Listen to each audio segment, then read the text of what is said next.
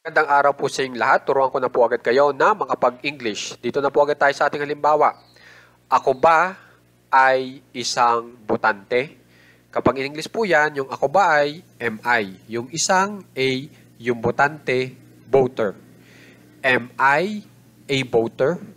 Para sa ako ba ay isang botante?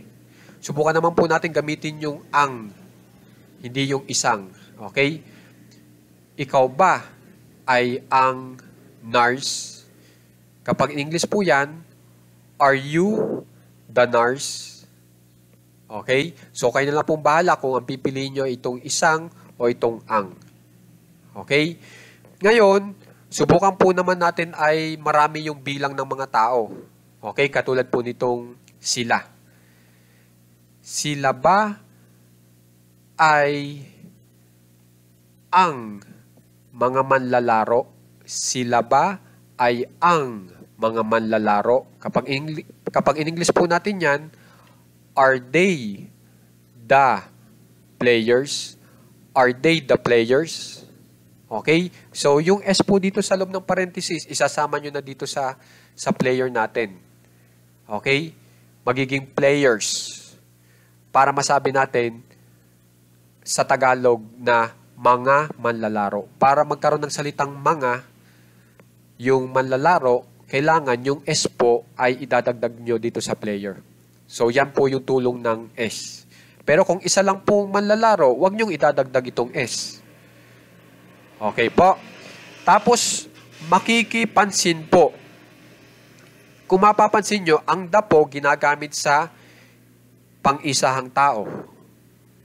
Pwede, di ba? Kagagamit ko lang kanina. Di ba?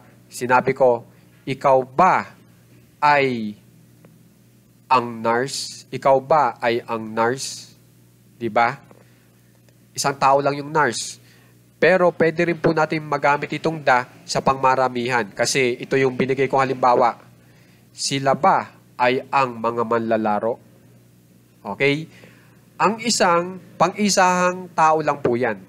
Hindi po pwede sa pangmaramihan.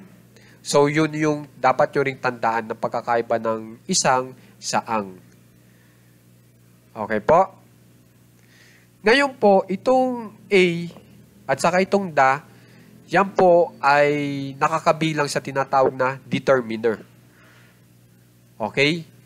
Na tumutulong po para mas makilala pa natin yung noun. At yung noun po natin ay itong supporter, voter, nurse, player, caretaker, gardener, employee, at saka itong singer. Yan po yung noun. So, ang ibig ko lang sabihin, ang determiner ay ginagamit kapag may kasamang noun. Okay? So, itong isang, itong ang ginagamit dito sa supporter, sa voter, hanggang dito sa singer. Okay? So, kung mapapansin nyo, nakakabuo po tayo ng tanong. Di ba? Dito sa ating leksyon.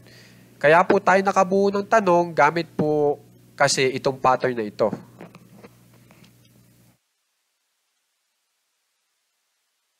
So, yan ang ginamit ko para makabuo po tayo ng tanong.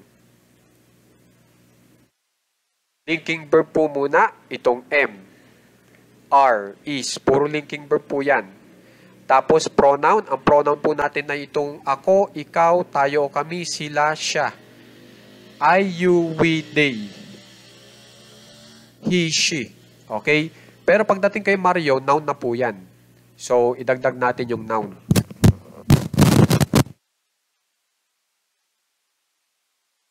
Idagdag na po natin. Yung noun po, yan ay particular na pangalan ng tao. Samantala, yung pronoun, itinuturo mo lang yung tao. Hindi mo pinapangalanan. Okay? So, ito po yung pattern natin sa paggawa po ng tanong ngayon. Tapos, isusunod nyo po ay determiner. At tinuruan ko na kayo kung gusto nyo ay yung isang o yung ang. Tapos, yung noun. Okay? Para mas makilala pa itong pronoun natin o noun natin sa iba pang identity o pagkakakilanlan. Itong noun na nasa dulo tumutulong para mas makilala pa natin itong taong pronoun na tagaturo at saka itong noun na binigyan natin ng particular na pangalan. Para mas makilala pa natin sila ng lubusan. Itong noun na nasa dulo, yan ang tutulong. Okay? So, ang ginamit ko nga pala po linking verb ay MR is para ang malaman po natin ay yung profession noong tao ngayon. Kung anong profession niya ngayon, hindi noon. Okay? So, sana po makikipag-aralan ng maigi itong ating aralin ngayon kasi kung mapapansin nyo, ito po ay magagamit nyo rin po agad. Okay po? Maraming salamat po.